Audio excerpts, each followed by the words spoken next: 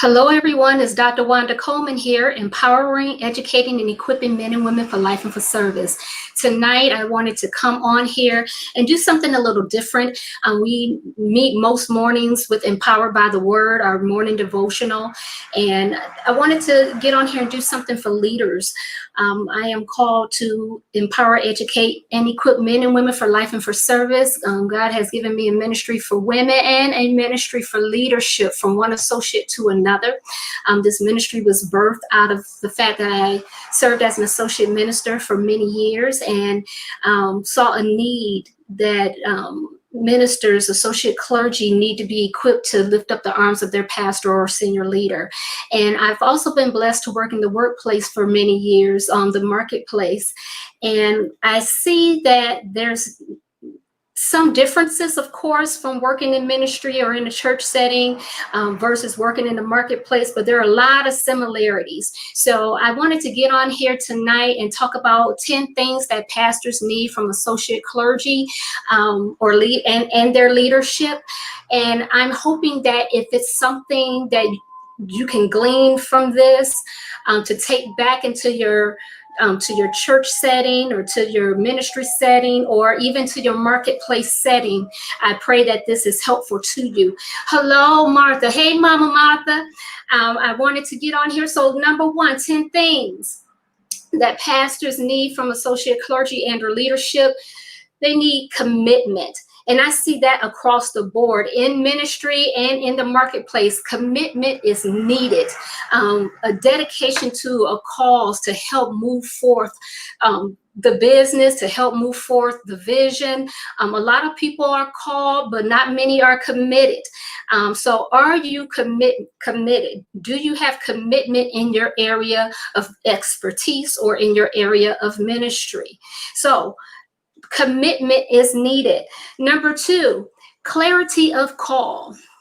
Clarity of call. If you are an associate clergy or serve as a leader, especially in a church setting, you need to have clarity of call. What are you called to do? What has God called you to do? A lot of times, we are licensed or ordained in areas of service, and we do a lot of different things because hands are needed. Work needs to be done, and there's not a lot of people to do it. So you find yourself doing some of everything, but not everything is your call. You're not called to everything. So what has God called you to do to help lift up the arms of the pastor or the leader in that setting? What is your call? And the pastor can't clarify that for you. They can give you some clarity. Yes, you can have meetings with them and talk about what you feel God is leading you to do. You can talk about your giftings and your passion and things of that nature. But you have to know what you are called to do. Number three, pastors need associate clergy to be in alignment with the vision of the church. Alignment with the vision of the church. Do you know the vision or the purpose or the mission of your church? They need you to be in alignment with it because you are carriers of the vision. You are the first people that hear about the vision, hear about the work that needs to be done. You are the people who are defenders of the vision, for lack of better words. When the people have questions, they may not necessarily go to senior leadership or say something to their pastors. They'll say something to the people that they normally can touch on a regular basis. So a lot of times that's you. So you need to be in alignment with the vision. Number four, you have to have knowledge of your area of licensing and or expertise. Have you gone to any workshops or seminars or teleconferences? I know before COVID happened, it's always conferences and summits and things of that nature that's happening. How are you equipping yourself to be the best leader you can be, or overseer of the area that you serve in? You have to have some type of have an expertise of what you say you're called to. The pastor is looking to you to to lead that area and to make certain decisions. They're looking to you to be able to do the work and the research and to come back and let them know, hey, this is what I saw, this may work, this may not work, but at least equip yourself with the information to know that this is in your area, because as pastors of the church, they may not know each and every area. They're concentrating on the plethora of hats that they have to wear. So have a knowledge of your area of licensing and your expertise. Now, the fifth thing that they need is proactivity and or sense of urgency. Proactivity or sense of urgency and or sense of urgency. When you see that things need to be done in your area, are you waiting to do those things? Are you waiting to see what they're going to do? Are you having conversations? What are you doing to be proactive in your area? What is your sense of urgency behind the area that you serve in? Dependability is number 6. Are you dependable? Are you dependable in your area? Can you be called on at the drop of a hat? Will you come when they need you to come? Are you dependable? Are you dependable? So dependability is needed. And as I mentioned, a lot of these things are similar things that's needed in the marketplace. Commitment is needed in the marketplace. You have to know what you're doing in your area, in your duty, in your role in the marketplace. You have to have proactivity and a sense of urgency in order to carry out your job well. Dependability is also something that's transferable in the marketplace. Number 7, to be ready when called upon. Pastors need associate clergy and leadership to be ready when called upon. Are you ready? Are you ready? Again, at the drop of a hat, as an associate minister, I had to be ready in season and out of season. How do you equip yourself to be ready in season and out of season? Be prepared. Get your sermons together. Be ready to teach a class. Even if at the time there may not be a need for you to do something, don't stop preparing. Don't stop doing it as if it's not going to happen. Be prepared in your area. Be ready in season and in out of season. Be ready when called upon. Number 8, pastors need associate clergy to be healed and or working towards healing. Let me say that again. To be healed and or working towards healing. They need that in the area of associate clergy and in leadership. Why am I saying this? A lot of times we have, just in church period, people don't stay in churches all the time, the same church years for years. I was blessed to be at a church setting for 21 years until God called me away. It was a wonderful place for me to grow, to learn, to develop. He planted me there. I was developed there. I was loved and supported there. That may not be everyone else's experience. Sometimes you may not have the best experience at a church. And if you're serving an associate clergy role or leadership role, you find yourself going from church to church to church. And you need to be healed. Pastors need you to be healed and are working towards healing, because what we're doing in a lot of cases when we have we've experienced something that was negative, when we're experiencing something in a setting elsewhere, we carry that stuff with us everywhere we go. And if we don't get healed, if we don't forgive, if we don't release that so we can go forth and what God has us to do, we're going to be a detriment to the ministry. So you need to be healed or working towards healing. What do I mean by working towards healing?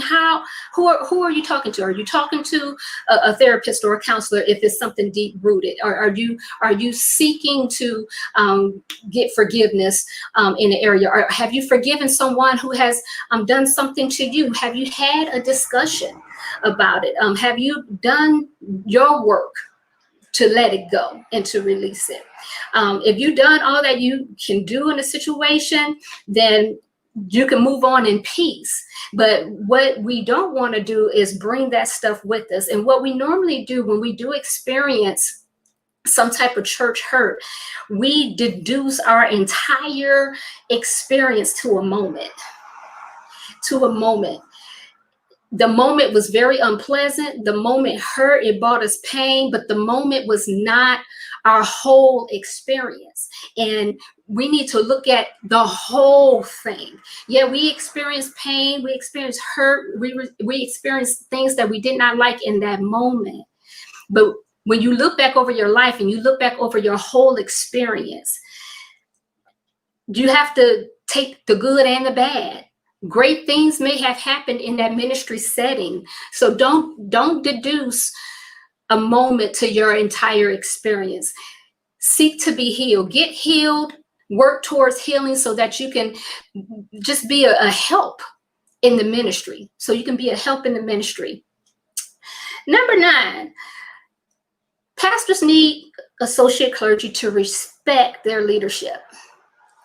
To respect their leadership. Now, some of you may be saying, they don't need my respect. My question to you is, if you can't respect the man or woman of God in the house and you're serving under their leadership, why are you there if you're not respecting their leadership, if you're not respecting them as your pastor, if you're not respecting them as the shepherd? You are in a leadership position, and people see you. They see what you do, they see what you say, and they see what you don't do and don't say. And body language means a lot. What's your body language towards your leader when you don't agree with something he or she says? Respect. Associate clergy and leadership, they need senior pastors, senior leaders need respect from those that serve under them. And if you can't give them that, then you need to ask yourself the question, why am I here? Why am I here? And lastly, pastors need associate clergy and leaders to allow the pastor to pastor them. What do I mean by that? Pastors, we know that we have people that come in the congregation and may not be in ministry, may not serve yet, and we look at them as, yeah, that's their pastor. But when it comes to something that we need, a lot of times we keep stuff to ourselves, so we feel we don't want to share it with the pastor or share it with our leader. That there are our shepherd too. We're not just there to lift up the arms and help them do the work, and then when we're dealing with something, we can't bring it to them. When we have a concern or when we're in pain, we can't bring it to them. That's wearing a mask. That's not being authentic. That's not being real. So allow them to pastor you. Allow them to pastor you. A lot of you are in close proximity to your leader.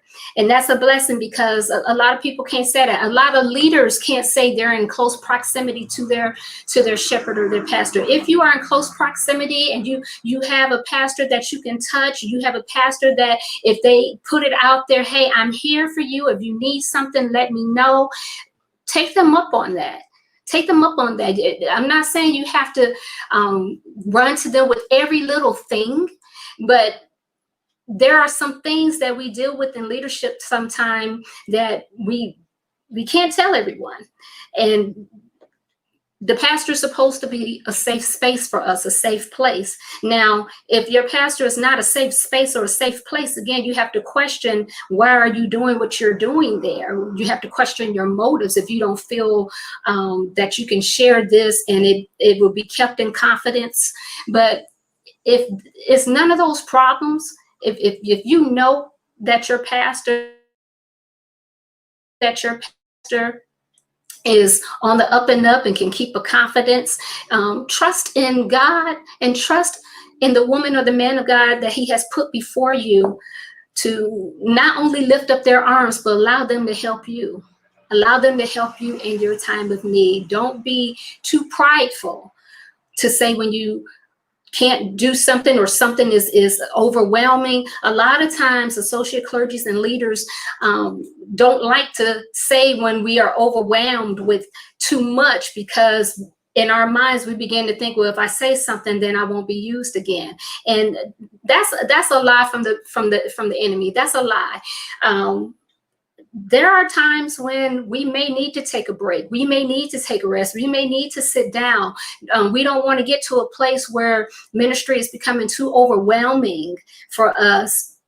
and then we begin to bleed on the people and then get sat down. See, before the whole sitting down thing, before we even got to that point, before it even got to that point, the signs were there. So take heed to the signs. When you know you need to express something, when you know you need to talk about something, feel free to go to your shepherd, go to your pastor, leader, and let them know, hey, can I talk to you for a minute? I just need a little bit of time, and express to them what is going on. Allow them to pastor you.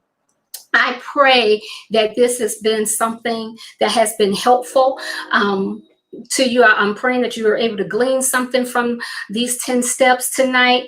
Tonight, we talked about 10 things pastors need from associate clergy and leaders. Next week, we're going to talk about 10 things associate clergy and leaders need from their pastors. So we're going to talk about it from the side of the associate clergy, and talk about some of the things that we need as well from them. We are there to lift up the arms of the pastor and leader. We are there to help. We are there to work together. We are there to move forward in the vision of God for that house together. So I pray that this has been helpful to you all.